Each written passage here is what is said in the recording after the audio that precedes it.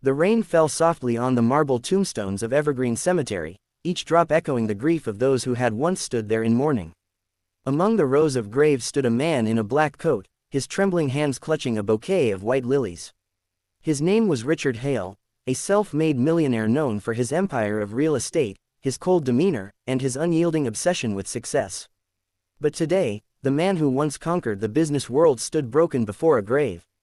The grave of his daughter, Emily Hale, age 19. He had not cried at her funeral.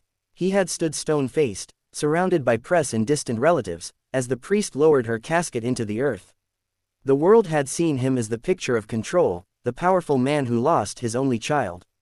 But they didn't see the guilt eating him alive from the inside. He knelt before the gravestone now, the letters carved deep and unforgiving.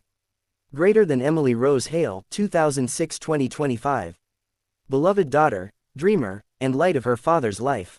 Light of my life, he whispered, his voice cracking. I wasn't there when you needed me. Richard's eyes were swollen, his tie soaked from the rain. The bouquet slipped from his grasp and fell onto the muddy ground. He didn't care. In his mind, he replayed that last night, the fight that tore them apart. Emily had wanted to study music. She had begged him to understand, to let her follow her passion instead of taking over his company. But Richard, blinded by ambition, had screamed at her. Greater than, music won't pay the bills.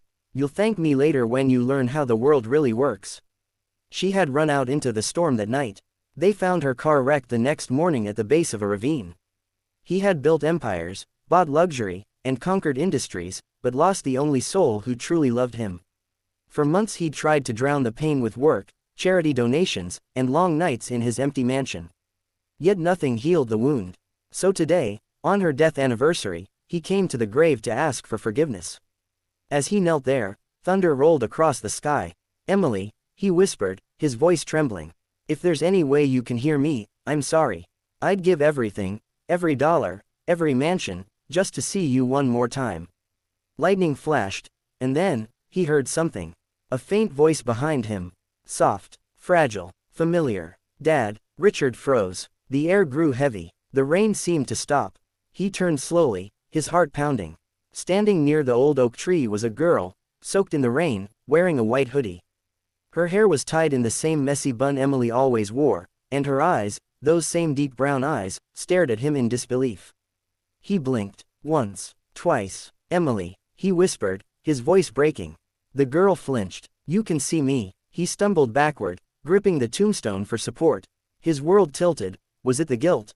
Hallucination? Shock? But she looked so real. Her lips quivered, her breath visible in the cold air. You can't be real, he gasped.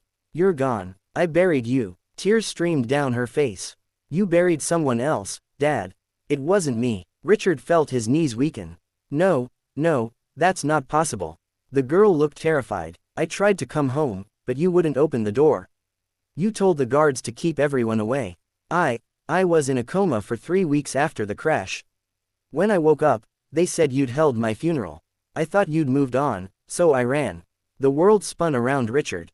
His mind refused to accept it, but her voice, her expressions, her trembling, it was all Emily.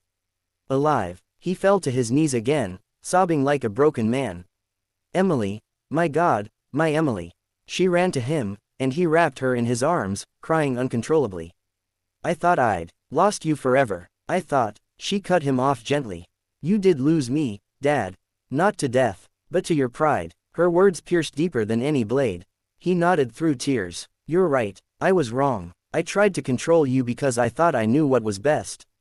But all I did was destroy the one thing that truly mattered. The rain poured harder, but they didn't move. Father and daughter clung to each other, one seeking forgiveness, the other seeking closure. And for a moment, it felt like time stopped, as if the heavens themselves had paused to watch a miracle unfold. Later that evening, Richard brought Emily home.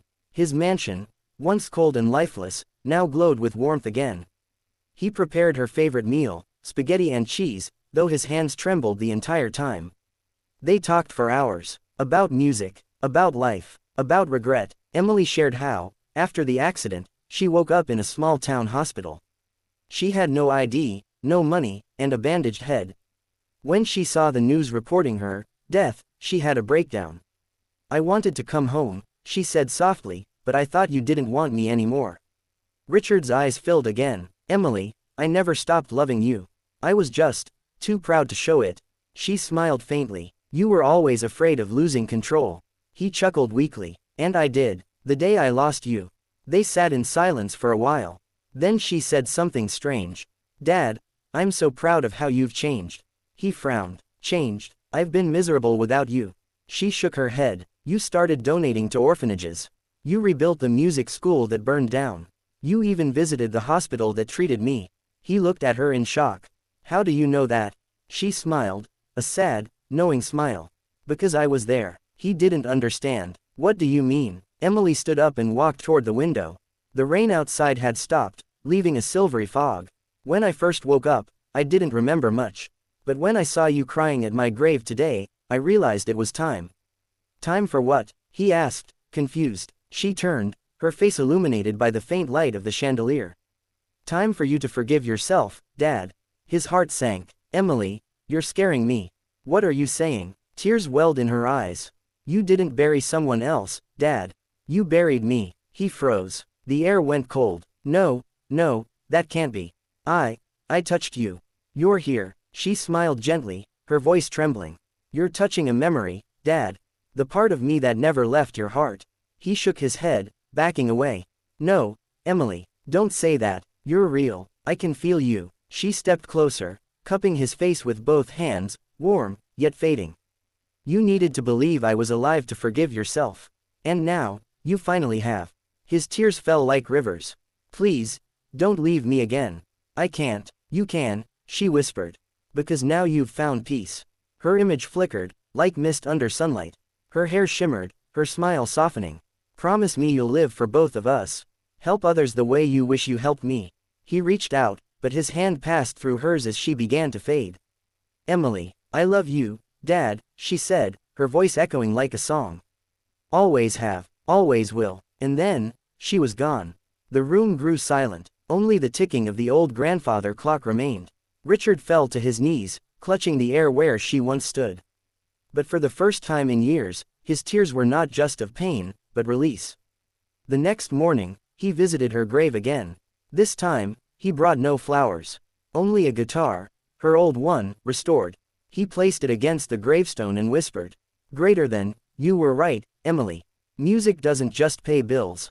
It heals souls. He smiled faintly. And, today, I finally learned how to listen. From that day on, the millionaire who once chased power began dedicating his wealth to funding dreams, music scholarships, orphan programs, and art schools for struggling youth. Every month, he visited Emily's grave, not to cry, but to play her favorite song. And though no one else could hear it, sometimes, in the soft rustle of the trees, he swore he could hear her humming along.